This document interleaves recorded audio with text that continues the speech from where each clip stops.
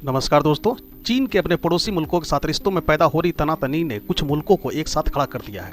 भारत और ताइवान भी ऐसे ही दो मुल्क हैं। भारत का चीन के साथ लद्दाख में लाइन ऑफ एक्चुअल कंट्रोल यानी एलएसी पर पिछले कुछ महीने से गंभीर विवाद बना हुआ है। यहाँ दोनों देशों की सेनाएं आमने सामने खड़ी है और राजनयिक और सैन्य स्तर पर बातचीत के बावजूद इस समस्या का अब तक कोई हल नहीं निकल पाया है। तो वहीं भारत और ताइवान के बीच नौकरियों को लेकर एक अहम समझौता होने जा रहा है। इस समझौते के तहत ताइवान में भारत के 1 लाख श्रमिकों को नौकरी मिलेगी। दरअसल ताइवान में बेरोजगारी दर न्यूनतम स्तर पर पहुंच गई है। उसे मैन्युफैक्चरिंग, स्वास्थ्य और कृषि क्षेत्र में बड़ी संख्या में श्रमिकों की जरूरत है जो उसे अपने देश में नहीं मिल पा रहे हैं। ऐसे में उसने भारत की तरफ समझौते के हाथ बढ़ाए हैं। ताइवान और भारत के बीच यह समझौता जल्दी ही होने की उम्मीद है, जिसके बाद 1 लाख भारतीय नौकरी करने ताइवान जाएंगे। इजराइल ने भी हाल ही में 1 लाख भारतीयों को नौकरी का ऑफर किया है।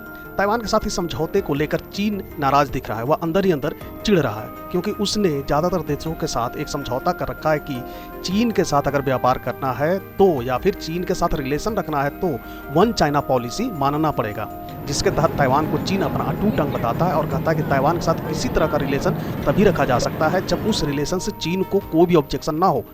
इसका मतलब यह है कि भारत भी ताइवान के साथ डायरेक्ट कोई भी एग्रीमेंट नहीं कर सकता। अगर करता है तो इसका मतलब यही समझा जाएगा कि भारत भी वन चाइना पॉलिसी तोड़ रहा है, जबकि भारत का मानना है कि ताइवान एक फ्रीडम कंट्री है और वहाँ लोकतंत्र स्थापित है। तो ऐसे में भारत को ताइवान के साथ किसी भी तरह का समझौता करने से कोई परहेज नहीं है। इसके फायदे जितने ताइवान को है उतना ही भारत को भी है, क्योंकि ताइवान को मजदूर शॉर्टेज का सॉल्यूशंस मिल जाएगा और साथ ही साथ एक तरीके से भारत से चीन के अगेंस्ट सुरक्षा भी मिल जाएगा, क्योंकि इतनी भारी मात्रा में अगर भारतीय ताइवान में होंगे तो चीन द्वारा किसी भी तरह का अचानक से अचानक से मेरा मतलब है कि बिना बताए हमला ताइवान के ऊपर कर पाना मुश्किल होगा। और अचानक से हमला किया जाता है तो अपने नागरिकों की सुरक्षा करने को भारत को मजबूरन युद्ध में शामिल होना पड़ेगा। ताइवान की युद्ध में भारत ताइवान की तरफ से लड़ेगा। इससे ताइवान को एक तीर से 2 शिकार मिल जाएगा और भारत भी कुछ इसी तरह का लाभ हासिल कर सकता है, जैसे चीन द्वारा लद्दाख में घुसपैठ करने का बदला लेना और पाकिस्तान को भारत के खिलाफ के लिए चीन का आंख बंद कर मदद करना। और साथ ही साथ भारत एक बहुत बड़ी आबादी वाला देश भी है। इस वजह से अभी यहाँ सभी लोगों को रोजगार दे पाना सरकार के लिए थोड़ा मुश्किल है। और अगर ताइवान और इजराइल इन दोनों देश की तरफ से इतनी बड़ी तादाद में वर्कर की रिक्वायरमेंट आती है तो यह भारत के लिए बहुत ही एक सुनहरा अवसर होगा। इससे पहले भारत सरकार ने इसी तरह का एग्रीमेंट जापान, ऑस्ट्रेलिया, फ्रांस और यूके सहित और भी 13 देशों के साथ कर चुका है। और कुछ 4-5 देश यूरोपियन यूनियन के हैं जिनके साथ अभी भी भारत का बातचीत चल रहा है मजदूर शॉर्टेज को लेकर कि भारत उन्हें वर्कर मुहैया कराएगा। भारत और ताइवान के बीच यह समझौता आखिरी चरण में है और ज़्यादा चांस है कि अगले महीने यानी कि दिसंबर 2023 से ही भारत सरकार ताइवान को श्रमिकों की उपलब्धता करवाना शुरू कर देगा। ब्लूमबर्ग की रिपोर्ट के मुताबिक अगले महीने भारत और ताइवान के बीच नौकरी को लेकर समझौता हो सकता है। उसके बाद ताइवान में नौकरी दिए जाने की प्रक्रिया शुरू हो जाएगी। ताइवान ने भारत के कुशल श्रमिकों को अपने देश के श्रमिकों के बराबर वेतन और इंश्योरेंस जैसी सभी सुविधाएं देने की पेशकश की है। भारतीय को नौकरी देने के लिए ताइवान भारत के कई बड़े शहरों में जल्दी ही अपने ऑफिस खोल सकता है। ताइवान के एक्सपर्ट यहाँ भारतीय इंजीनियरों को इलेक्ट्रॉनिक्स मैन्युफैक्चरिंग की ट्रेनिंग भी देंगे। दोस्तों, असल में बूढ़ी होती आबादी से परेशान है ताइवान और यही कारण है कि ताइवान अपनी आबादी की बढ़ती उम्र से परेशान है। अगले 2 साल में यानी कि 2025 तक ताइवान की 20% से ज़्यादा आबादी 80 साल की हो जाएगी। इतना बड़ा संख्या सोचकर ही ताइवान डर रहा है।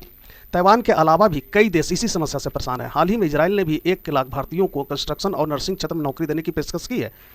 श्रमिकों की मोबिलिटी को लेकर भारत का जापान, ऑस्ट्रेलिया, फ्रांस समेत 13 देशों के साथ ऑलरेडी समझौता हो भी चुका है। इनमें से ज़्यादातर देश आबादी के बूढ़े होने की समस्या से ही परेशान है और यही कारण है कि ताइवान भी भारत से 1 लाख से अधिक वर्कर की डिमांड कर रहा है। अब जाहिर सी बात है कि यह बात चीन को अच्छा लगना तो है नहीं, बल्कि चीन को मिर्ची ही लगेगी। भारत और ताइवान के बीच लगातार संबंधों में बेहतरी हो रही है। दोनों देशों के बीच व्यापार और निवेश भी लगातार बढ़ रहा है। श्रमिकों को लेकर समझौते के अलावा भी भारत ताइवान से इलेक्ट्रॉनिक्स आइटम आयात कर रहा है। ताइवान और भारत के बीच 2001 से 2022 तक कारोबार $1.19 बिलियन से बढ़कर $8.4 बिलियन का हो गया। दोनों देशों के बीच बेहतर होते रिश्ते निश्चित ही चीन की नींद उड़ाने वाली है। अनुमान है कि ताइवान साल 2025 तक सुपर एज्ड सोसाइटी बन जाएगा। वहाँ की आबादी में बुजुर्गों की संख्या 20% से भी अधिक हो जाएगा। लेकिन इस डील से चीन के साथ तनाव बढ़ना तय है। चीन ताइवान को अपना हिस्सा मानता और इससे दोनों देशों के बीच कई साल से तनाव चल रहा है। चीन नहीं चाहता कि कोई भी देश ताइवान के साथ कोई आर्थिक रिश्ता रखे। भारत के साथ उसके पहले से ही सीमा को लेकर विवाद चल रहा है। दोस्तों, ताइवान की इकोनॉमी कोई छोटी मोटी नहीं है। भारतीय विदेश मंत्रालय के प्रवक्ता अरिंदम बागची ने गुरुवार को कहा कि भारत ताइवान जॉब डील अंतिम चरण में है। इस बारे में ताइवान की लेबर मिनिस्ट्री ने इस डील पर टिप्पणी नहीं की, लेकिन उसका कहना है कि ताइवान उन देशों के साथ सहयोग का स्वागत करता है जो उसे लेबर दे सकते हैं। सूत्रों का कहना है कि भारत से जो लोग ताइवान जाना चाहते हैं उनके हेल्थ को सर्टिफाइड करने के लिए एक मैकेनिज्म पर काम चल रहा है। ताइवान में बेरोजगारी दर साल 2000 के बाद सबसे निचले स्तर पर है। ताइवान की इकोनॉमी 790 अरब डॉलर की है और इसे बनाए रखने के लिए देश को लेबर्स की जरूरत है।